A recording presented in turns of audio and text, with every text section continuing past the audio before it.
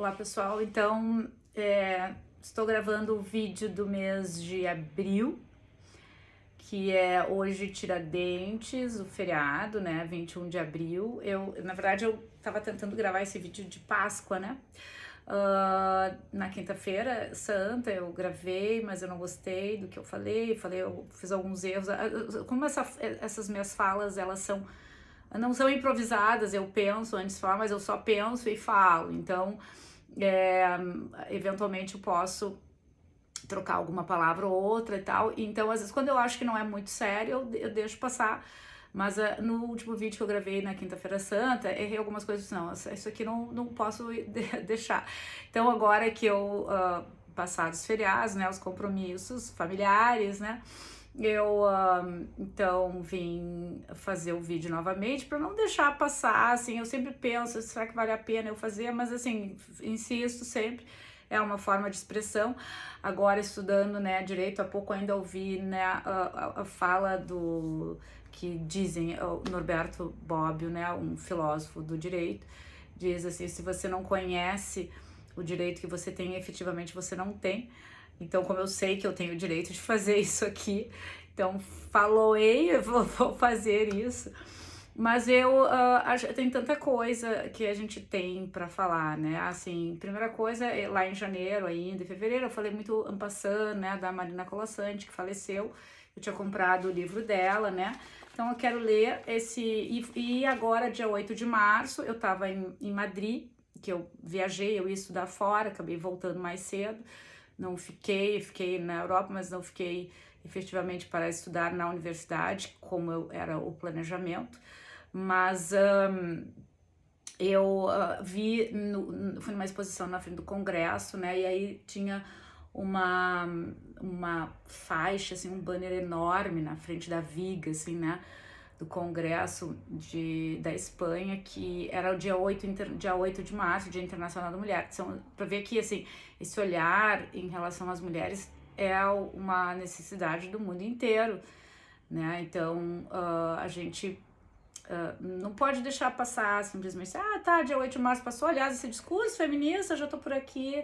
Bom, mas é a mesma coisa que o discurso racista, a gente já ouve falar 1 milhão de vezes e parece que não adianta, e esses assuntos, essas pautas sempre voltam, né? Então, eu vou fazer a abertura, né, com esse poema da Marina Colasanti, que é o livro que eu comprei em janeiro. Logo em seguida, depois, o Afonso Romano de Santana, marido dela, faleceu também. Então, só para validar que, né, ao lado de uma grande mulher tem um grande homem, ou ao contrário, né? Às vezes não é assim, às vezes as pessoas se separam exatamente porque não se alinham mais, mas nesse caso aqui os dois eram aquele casal que parece que foi a alma gêmea mesmo. Mas é um poema muito lindo de quando ela estava na Itália, em Lugano, em 1999. Ela diz assim, Modigliani desenha: que peso invisível sujeita músculos e carnes dessas mulheres cariátides. Eu poderia dizer viga, arquitrave, eu poderia pensar mármore, pedra, e o peso seria pouco para a força dos braços, a curva poderosa dessas coxas fletidas. Mas se eu dissesse lápis, traço e acrescentasse a levíssima mão de Modigliani, então sim, eu teria essas mulheres sustentando o mundo. Achei lindo, aliás, esse livro cheio de poemas bonitos, e é um poema, né, em referência às mulheres, então muito apropriado. Eu terminar depois com outro poema dela também. Quero falar também sobre a Heloísa Buarque de Holanda, que também faleceu, que é uma das, academicamente, né, uma das primeiras mulheres a estudar o feminismo como movimento de pesquisa, como objeto de pesquisa, né, de um estudo sério e dentro de uma perspectiva de positivista de pesquisa, né, se a gente pensar assim. Então, são mulheres importantes para esse momento, né, que a gente vive. E ela faleceu e ela mudou o nome dela, né, de Heloísa Buarque, quando ela entrou na Academia Brasileira de Letras, acho que foi o ano passado. O marido faleceu, Buarque de Holanda, e ela entrou como Heloísa Teixeira, porque ela decidiu usar o nome da mãe dela, adotar o nome da mãe dela, né, como uma uma certa bandeira, né, às mulheres. E ela fez uma tatuagem, né, depois do final da vida dela, que é uma coisa legal. Eu também fiz uma tatuagem agora, depois dos 50 a mais. Então, é assim, essa coisa de... eu nunca quis fazer, eu poderia fazer, não é por nada, mas decidi nesse momento, assim. Depois fiquei sabendo que ela também fez. Então, acho, assim, que a gente tá... inclusive, a pauta de etarismo para as mulheres também é algo a ser rompido, porque, assim, quando é o momento, bom, sempre é o momento, né? Para fazer as coisas que a gente quer, né? Claro que tem, se a gente pensar num âmbito maior, tem certas limitações que, assim, biológicas, digamos assim, que as mulheres não podem, mas essas que a gente pode, a gente tem mais é que fazer mesmo. Bem, então essa é uma pauta das mulheres que eu ainda queria falar, mesmo que a gente já esteja no mês de abril. Eu gostaria de falar também do que eu estou estudando agora no direito, que é sobre o que aconteceu também no início do mês de abril, que foi o julgamento, né, dos atos golpistas pelo STF. Eu acho super importante falar, inclusive porque tem relação com as mulheres também, que é o ministro Fux pede vistas àquela situação da moça que usou o batom para fazer xingamentos e grosserias à pátria, né? Durante os autos golpistas. E então eles... vamos ver o que se passa ali, né? E aí, eu agora estudando Teoria da Pena, que é a disciplina que eu tô fazendo, uma das que eu tô fazendo esse semestre, e a gente estuda a dosimetria da pena, né? O quanto cada crime, ele vai ter uma dose certa de punição. Então, obviamente que essa moça, ela não pode ter a mesma pena que o Bolsonaro e a sua equipe, porque eles são os cabeças, né, do golpe. Ela estava sob o julgo desse pensar que envolvia a complexidade que envolveu toda essa situação.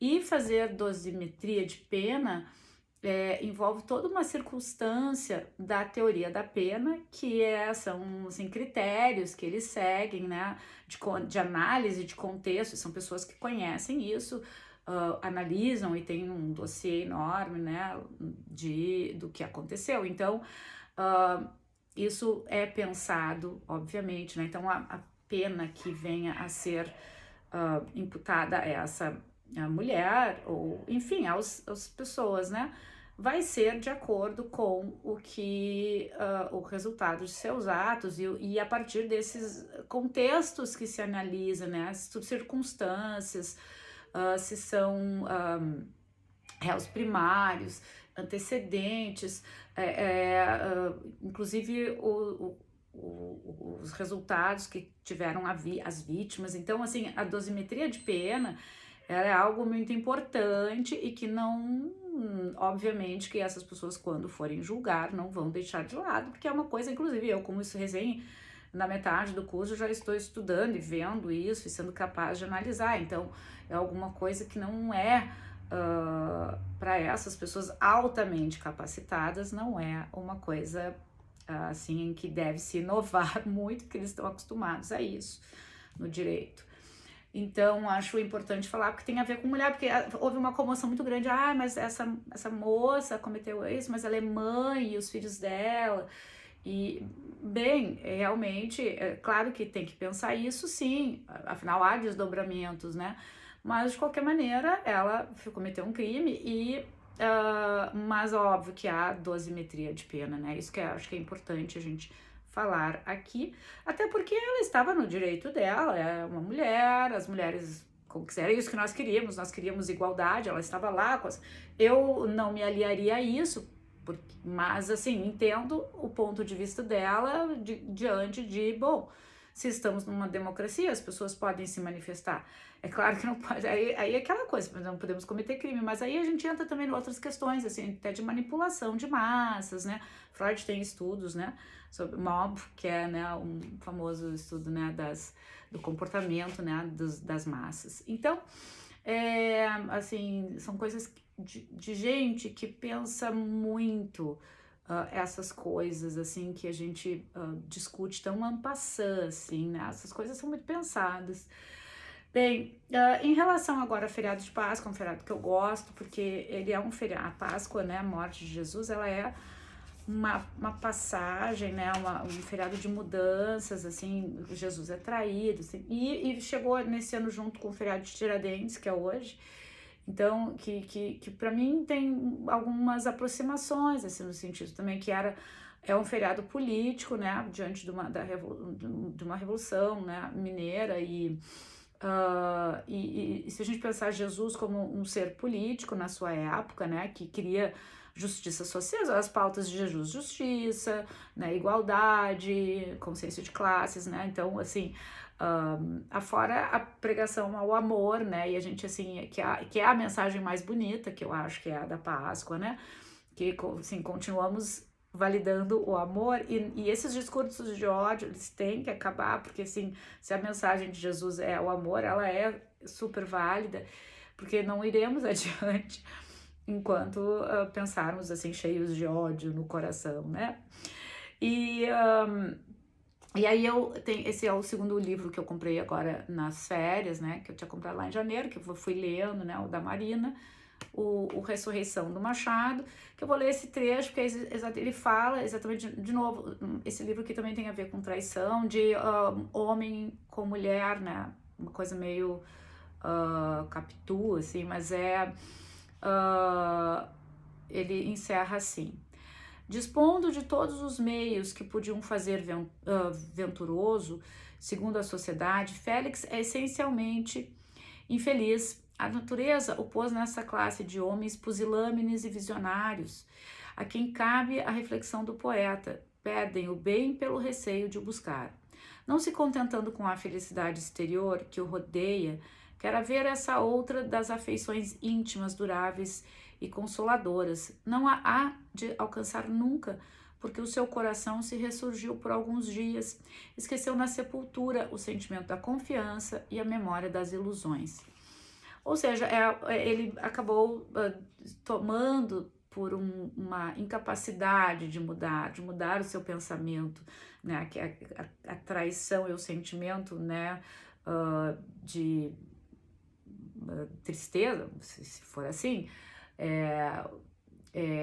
ou infelicidade, como Machado disse, ele era um homem infeliz, acabou corroendo e ele foi incapaz de mudar para ficar, porque a mulher o amava e ele foi incapaz de realmente compreendê-la e aceitar esse amor, então ele acabou perdendo-a e achando que ela tinha o traído e ela não tinha. Então, assim, essa incapacidade de mudar pensamentos, mudar paradigmas de perdão. Então tem várias coisas envolvidas, né, na história aqui, Ressurreição de Machado, que lembra também essa mensagem de Páscoa, que é de deixar ir o antigo para vir o novo.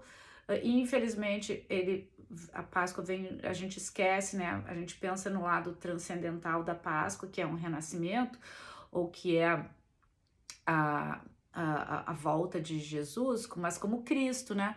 Como símbolo e espírito, mas pensando que houve um Jesus homem que era um ser político, né? Então, assim, a ver também com esse feriado de hoje, que é uma revolução que era para justiça, como quase todas, né? Sempre aqueles injustiçados lutando pelos seus direitos, por aquilo que acham que é justiça, e de alguma forma há traições e a história da humanidade acontecendo, né?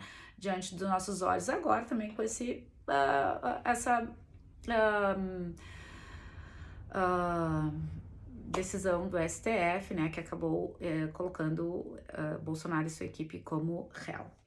Então, o outro livro que eu comprei em janeiro também, eu falo de livros basicamente, né, minha tese sobre leitura, e falando sobre mulheres ainda, né, também meu assunto que vai ser sempre pauta aqui, esse livro do Ney do Clos, que escreve super bem o Ney, mas muito bem mesmo, assim, nível de Machado.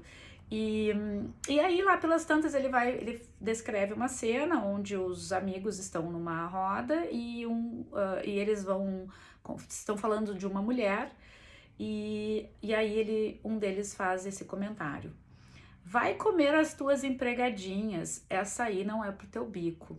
Bom, o que essa crítica aqui, né, fala? Ela vem impregnada de machismo e desse pensamento, né, que as mulheres que são passíveis de serem comidas são aquelas que são empregadinhas e que, porque elas são mais liberadas, digamos assim, né, elas não têm tanta valia, e aquelas que não, que tem uma postura, né, que você não come tão facilmente, que não é essa, não é para o seu bico. Mas é muito machista isso, porque as mulheres, como se as mulheres não tivessem opção de escolha e que elas não pudessem ter uma postura mais liberal. Então, assim, para começar, o termo empregadinha sendo usado no diminutivo, ou seja, mulher que está empregada, né, ela não tem, então, um marido, enfim, é todo aquilo que está por trás dessa fala, né, e que, obviamente, Ney está usando como crítica, mas é algo que a gente passou a vida inteira, nós mulheres, né, passamos a vida inteira ouvindo isso, né. Então, quando adotamos uma postura um pouco mais sexualmente mais libertária, somos alvo muito fácil dessas críticas, né?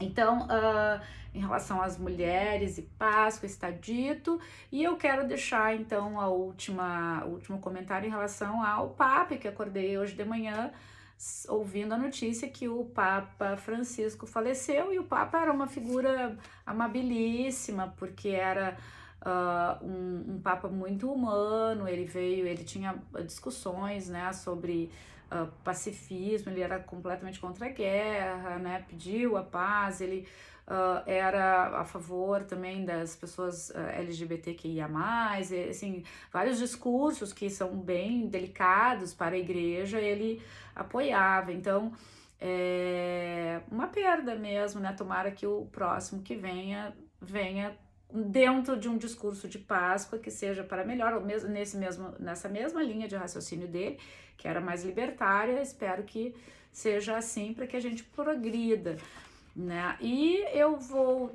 terminar essa fala com um poema que a Marina fez, quando provavelmente ela deve ter tido alguma experiência com uma manchinha, eu não sei, ela faleceu de câncer, eu não sei se tem alguma coisa a ver, mas ela fez esse poema aqui em relação a...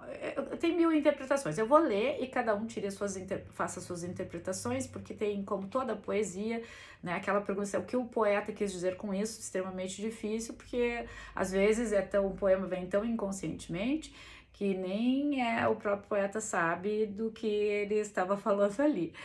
Mas eu achei bem pertinente e bonito terminar assim, até porque a Marina tinha uma poesia tão bonita mesmo.